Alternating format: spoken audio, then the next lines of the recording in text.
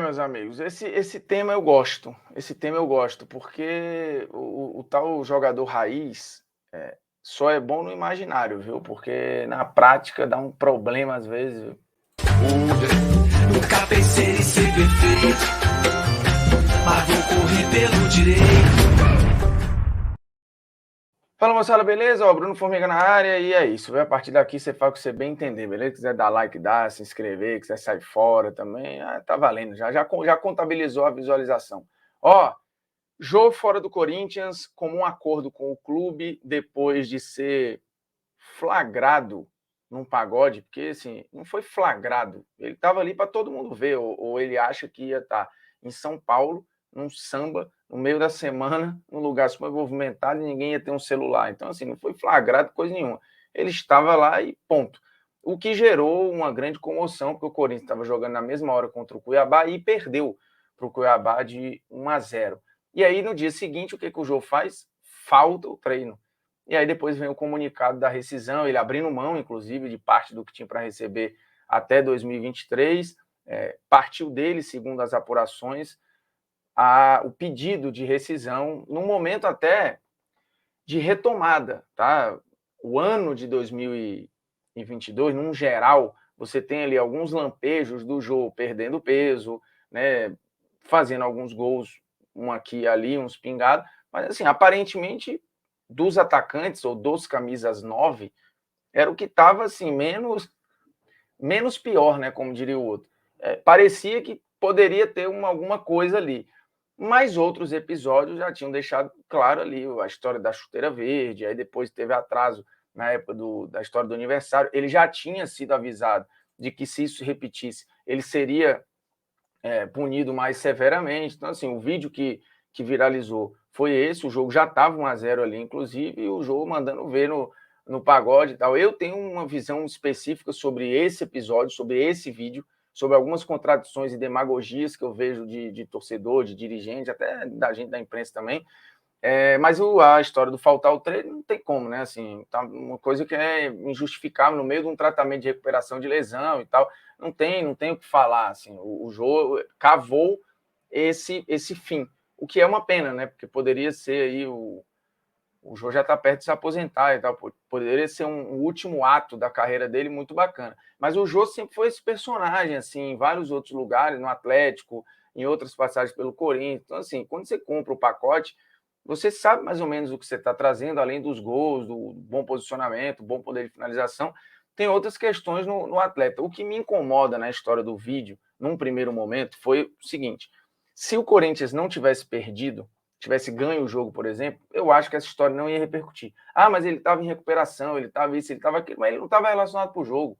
Ele não estava relacionado para o jogo e até onde se sabe estava indo para as sessões, estava na recuperação e é isso. Já tinha trabalhado e está tudo certo. Não, eu não faria. Acho que se expõe gratuitamente, ainda mais um cara com um histórico, com esses arranhões de demonstração na interpretação do torcedor, de não estar na mesma sintonia, de não ter a mesma preocupação que o torcedor tem, porque, no geral, o jogador está em outra vibração mesmo em relação à torcida, isso é fato, não dá para. Não tem questionamento. O que se cobra de um jogador é diferente do que se cobra do torcedor, são posturas diferentes, uma tem amor, a profissional também pode ter, mas não é a primeira condição. Então, assim, o Jô já vinha nesse desgaste, e isso só acabou aumentando pós o episódio do vídeo com a falta. E aí, como a TNT apurou, a decisão foi em comum acordo, como eu já expliquei aqui, partiu do jogador, e ele abrindo mão do que teria para ganhar ali até o fim de 2023, se a gente for colocar aí no papel, dá mais ou menos 18 meses, é um bom dinheiro, tá? Mas vamos lá, a história do vídeo me incomoda porque, primeiro, eu acho que estava condicionado a um placar do jogo. Se ganha, talvez passasse batido ali e fosse até ressignificado, né? Olha, isso é Corinthians, pô, aí tá vendo, o ambiente tá bom. Enfim, a gente já viu isso algumas vezes. A outra é que muitas vezes se cobra algo, e de novo, acho patético o termo, e acho patética essa romantização do tal jogador raiz. E o que é o jogador raiz, né? É o boleirão, é o cara que treina pouco e que causa polêmica, que vai para night, que pega mulher e tal, mas que joga e que resolve, porque nessa projeção que o torcedor tem desse futebol meio descompromissado, desse futebol quase de várzea, mas que é glamourizado por algum momento, como se isso nunca tivesse sido criticado.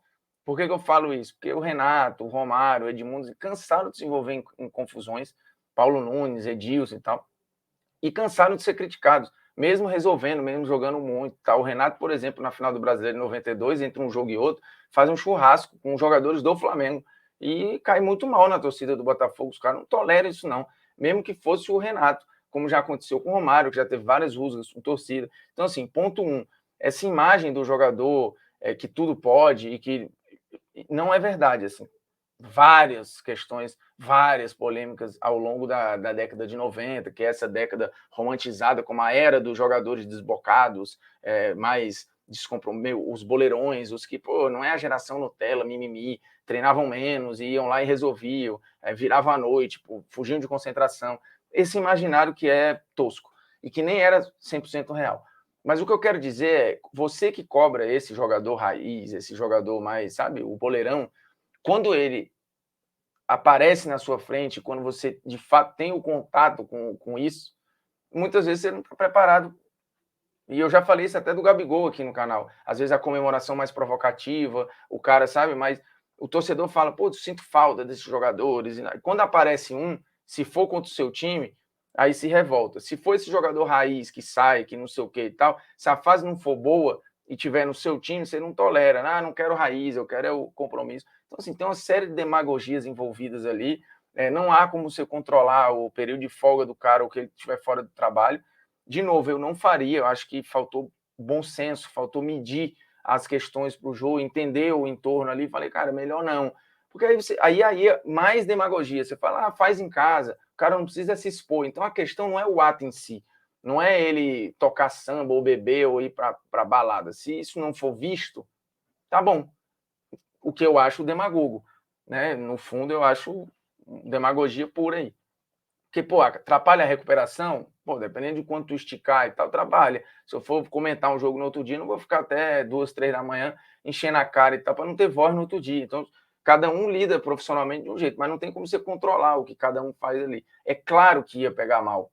E aí pega pior ainda ele faltando o treino no outro dia, sabendo que ele tinha esse ultimato. Então, a impressão mesmo é que chutou o balde. Mas, de novo, o Jô está 100% errado na maneira como ele conduziu o pós, né, e não indo para o treino.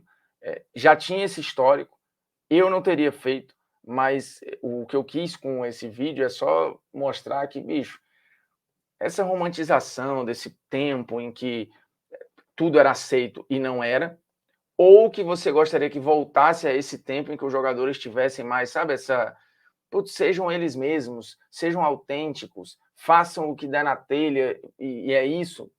O torcedor não aguenta mesmo.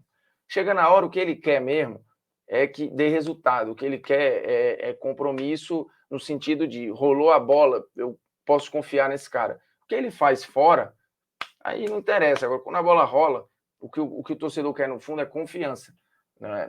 Em que o jogador está ali de corpo e alma 100%. Então, assim, acho uma história triste, um fim triste, uma relação que começou lá atrás com um gol em cima do Internacional, quando o Jô estreou no profissional, e terminou com um gol também em cima do Internacional, foi o último gol do Jô pelo Corinthians. Assim, é uma pena para mim sobre todos os aspectos, mas fica essa reflexão da contradição, às vezes, que a gente tem do que é imaginado e quando a realidade bate a porta, o cara, opa, não era isso que eu tinha encomendado, era outra coisa. Aí fica este pensamento, viu? Puro e simples. Aproveita agora o final do vídeo, se você curtiu, dá um likezinho, se inscreve, depois você pode sair fora. É nóis.